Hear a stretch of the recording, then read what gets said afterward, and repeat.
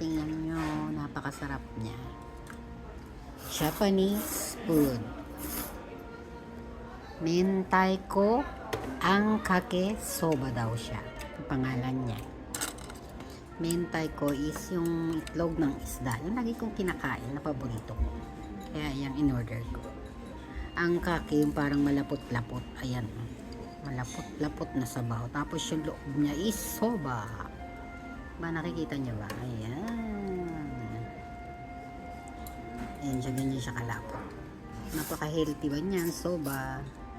Ayan. Mentaiko. Ito yung sa kanya. Papa no, misite. Papa no, misirune. Ayan yung sa kanya. Malamig na soba. Ayan. Mihigop-higop na siya. Ito yung sa akin, mainit. Ayan yung mentaiko. Nakikita niyo. First time kong kumain ito. Titikman ko kung anong lasa niya.